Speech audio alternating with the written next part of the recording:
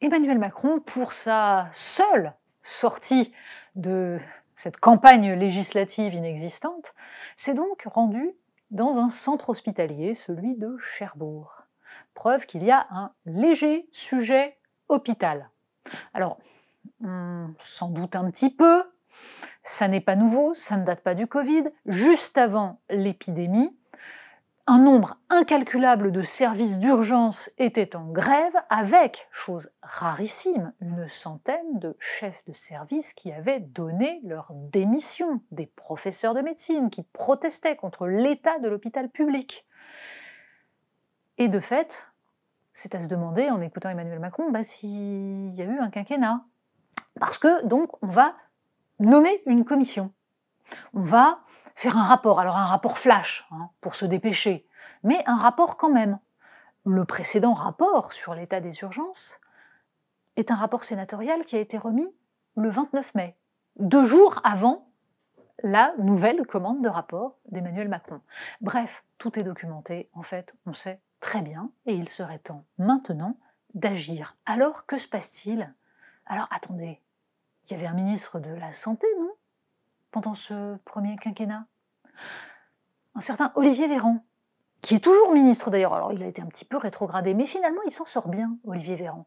Et il y a quelque chose d'assez étonnant, en fait, à regarder à quel point, visiblement, Olivier Véran n'est pas tenu comptable de l'état du système de santé, qui dépasse d'ailleurs largement la question de l'hôpital public, puisque on ne dira jamais assez combien c'est l'articulation entre le libéral et l'hôpital public qui pêche largement.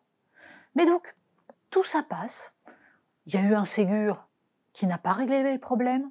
Ils sont certes beaucoup plus profonds, mais il y a un autre domaine où les problèmes sont beaucoup plus profonds et où le ministre a été non seulement dégradé, mais même viré comme un malpropre, conspué, humilié par le choix de son successeur.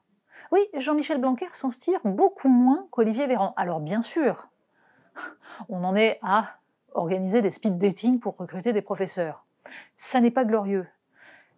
Jean-Michel Blanquer n'a pas pris que de bonnes décisions. C'est vrai, l'état de l'éducation nationale est catastrophique.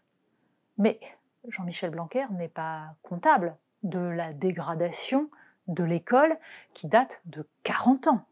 On peut, évidemment, contester les choix qui ont été faits, notamment la réforme du lycée, mal faite, avec des erreurs absolument fondamentales, le ridicule de cet aller-retour sur les mathématiques. On peut aussi reprocher au ministre ses rapports exécrables avec l'ensemble des organisations syndicales, comme si on pouvait diriger un ministère comme celui-là contre les professeurs et contre leurs organisations syndicales. Erreur monumentale. Pour autant, Jean-Michel Blanquer paye un lourd tribut.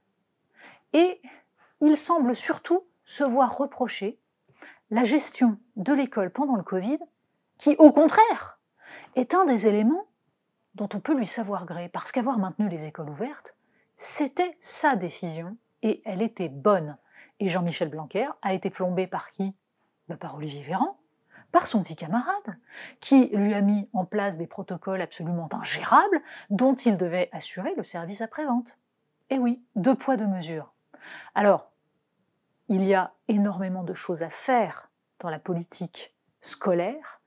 On verra ce que fera le nouveau ministre. Ce qui serait tragique, c'est que ce que Jean-Michel Blanquer a fait de bien, c'est-à-dire la mise en place de réformes de la formation, même si ce n'est qu'un début, les programmes de primaire, la formation sur les méthodes d'apprentissage qui marchent, la mise en place d'un plan maths, tout ça, si ça disparaît, si tout cela est remis en cause, nous aurons tout perdu. Il faut le maintenir et il faut s'attaquer à la suite. Hélas, le risque est que justement la Macronie s'attaque à la suite, c'est-à-dire la libéralisation du système, c'est-à-dire l'autonomie des établissements. Bref, ce qu'a construit Jean-Michel Blanquer risque d'être balayé, ce qui va venir après risque d'être catastrophique. Alors que dans l'hôpital, pour l'instant, on attend toujours. Mais une chose est sûre, le bilan d'Olivier Véran n'est pas brillant.